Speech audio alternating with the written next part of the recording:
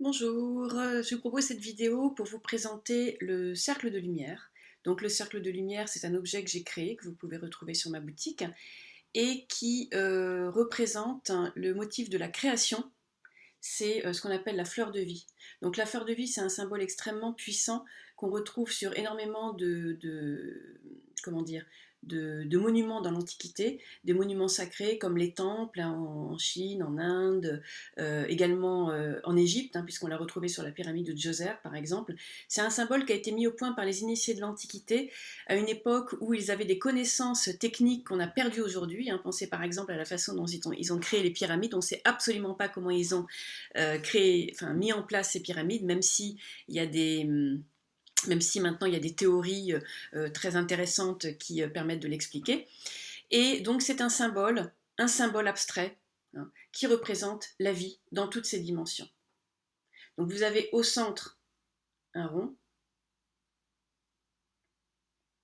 voilà, qui va se diviser en plusieurs ronds autour, qui eux-mêmes vont se diviser en plusieurs ronds. Et ça, c'est vraiment le principe de la création, cette idée de l'expansion qu'on va retrouver au tout petit niveau de la cellule, par exemple, au niveau cellulaire, le noyau de la cellule qui va se diviser, se diviser, se diviser pour créer un tissu vivant, mais qu'on va retrouver à tous les niveaux en fait du vivant. Quand vous prenez une fleur, pareil, elle s'ouvre, elle s'ouvre, elle s'ouvre de façon comme ça, centripète, et jusque dans l'univers, puisque vous savez que l'univers s'expanse, hein, s'agrandit de plus en plus, prend une expansion de plus en plus importante.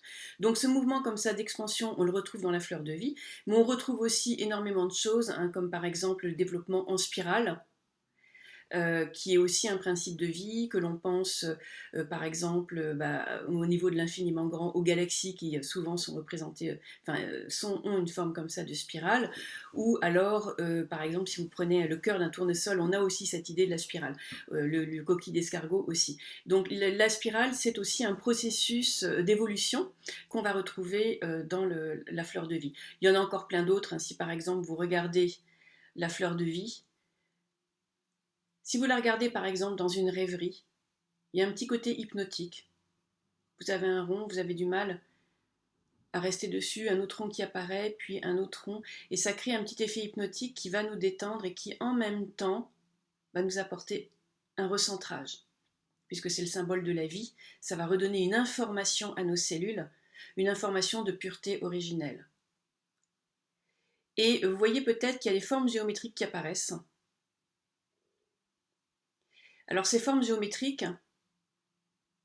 ce sont celles que l'on retrouve au niveau atomique, hein, c'est-à-dire que tout ce qui est vivant contient des atomes, et ces atomes sont empilés de différentes façons pour créer justement la matière. Et la façon dont sont empilés ces atomes, c'est selon des formes géométriques qu'on appelle les polyèdres. Voilà. Donc toutes les formes géométriques sont contenues à l'intérieur, hein, le cube, la sphère, la pyramide, etc. Tout ça est contenu à l'intérieur. Donc voilà, donc c'est une onde de forme très très puissante et elle dégage des vibrations qui vont harmoniser. Vous pouvez trouver énormément d'informations dessus sur internet. Vous verrez, c'est extrêmement puissant comme dessin. Et puis vous avez remarqué aussi que c'est irisé, hein, donc on va avoir la fleur de vie va pouvoir capter des lumières différentes et générer des lumières différentes, hein. Ça va donc passer du jaune au orange, au rouge, au rose, au violet, au vert, au bleu, et on va retrouver, voyez, une espèce de transparence. Et là aussi, c'est assez plaisant puisque ça capte la lumière et ça permet de montrer les différents rayons lumineux, puisque vous savez que la lumière blanche est composée de plusieurs rayons lumineux qui sont les couleurs. Voilà, les couleurs qu'on retrouve dans l'arc-en-ciel. Donc c'est aussi une façon de toucher non plus notre être physique, bien que aussi quand même par répercussion, mais surtout les différents corps énergétiques qui vont être imprégnés avec des longueurs d'onde différentes, puisque chaque couleur a une longueur d'onde différente, et qui vont donc toucher des endroits, en fait, vont donner comme ça des petites impulsions énergétiques à notre aura, et donc je disais, par répercussion, ça nous fait du bien aussi, puisque le corps physique est le double dense de notre aura qui, elle, est plus subtile, énergétique. Voilà. Alors, on peut s'en servir de différentes façons. On peut s'en servir en sous-verre, par exemple, hein, la cuisine, moi j'en ai 4 ou 5, et quand vous recevez des invités, vous pouvez leur proposer sous le verre cette onde de forme, ce cercle de lumière. Donc ça a un double avantage, c'est que à la fois la fleur de vie va dynamiser l'eau, ça dynamise, ça redonne une information originelle, de création originelle, de processus originel de la vie. Donc ça va dynamiser l'eau, hein, ça va restructurer complètement la chaîne moléculaire de l'eau. Elle va retrouver sa structure originelle, et quand on sait qu'on est constitué à plus de 70% d'eau, quand on va boire cette eau, ça va automatiquement par osmose nous-mêmes nous recentrer et nous dynamiser, apporter à notre corps une information de dynamisme, une information de processus créatif à nos cellules. Et donc on peut le poser sous une bouteille de vin, on peut le poser sous n'importe quel liquide, un jus de fruits, un verre contenant du champagne, et on va avoir ce liquide qui va retrouver un dynamisme qui va nous faire du bien.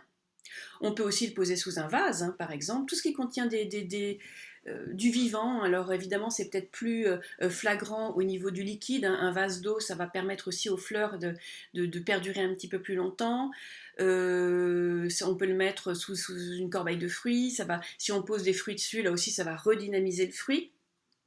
Puisqu'un fruit, quand on l'achète par exemple en supermarché, il a perdu aussi tout son dynamisme, alors que là, on va lui redonner une information de vie. On peut également s'en servir donc comme support méditatif. Donc la méditation, elle peut être soit prolongée. La méditation, c'est le fait de faire complètement le vide dans son esprit, de chasser toutes ses pensées pour pouvoir intégrer de nouvelles informations qui nous sont données sous forme d'intuition par l'univers. Si on pense trop tout le temps, on a le mental comme ça qui s'échauffe et on n'a plus de place pour recevoir autre chose.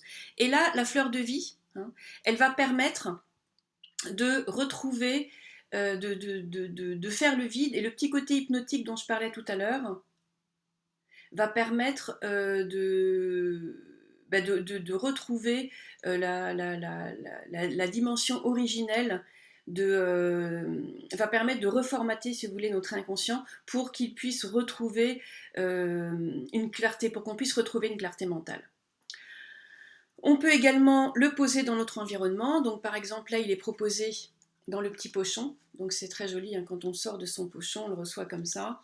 Hop. Et on va le sortir de son pochon. Vous voyez. Et donc on a tout de suite les couleurs qui apparaissent. Hein. Et c'est vraiment très plaisant à voir.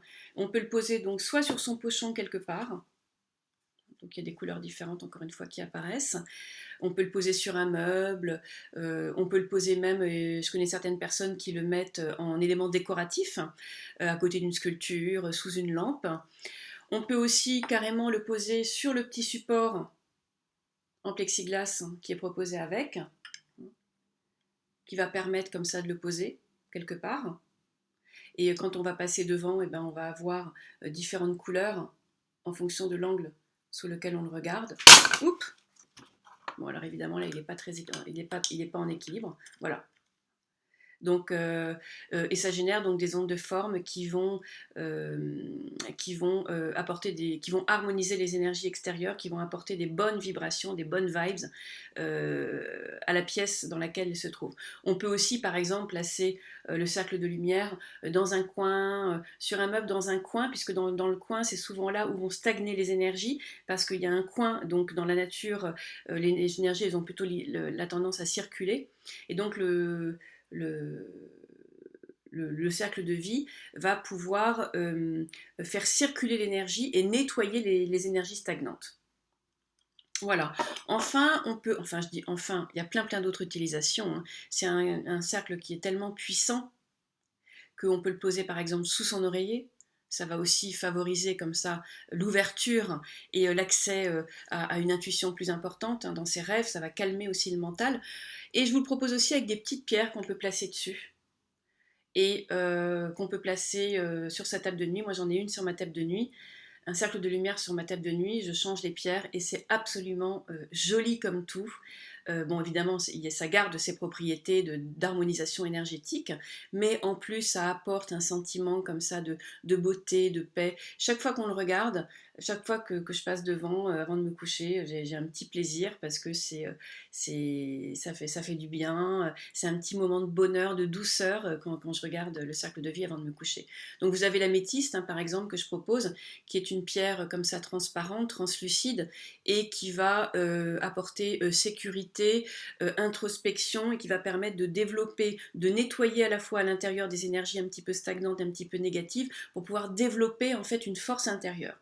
Vous avez également l'Angel Aura, qui est une pierre comme ça, un cristal de roche irisé, je ne sais pas si vous voyez le côté irisé, qui est complètement démultiplié quand on le met sur le cercle de lumière. Bon là ça se voit pas trop hein, parce que avec l'ordinateur c'est pas évident, mais ça va, vous voyez on le voit par transparence, ça prend des couleurs différentes et là aussi c'est extrêmement joli. L'Angel Aura c'est une pierre qui va favoriser la communication avec les plans subtils, c'est-à-dire avec les dimensions de l'invisible, avec des énergies invisibles qui vont pouvoir apporter des informations différentes, hein, bon, aussi tout ce qu'on appelle les sensations, l'intuition.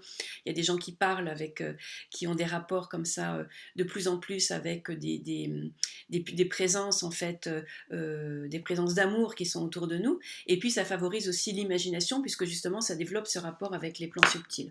Et vous avez également, je propose également l'Aqua Aura qui est aussi une pierre translucide et qui est aussi irisée. Non, on le voit peut-être pas trop encore, mais c'est difficile de le présenter. Vous voyez, il y a des reflets vert, bleu clair,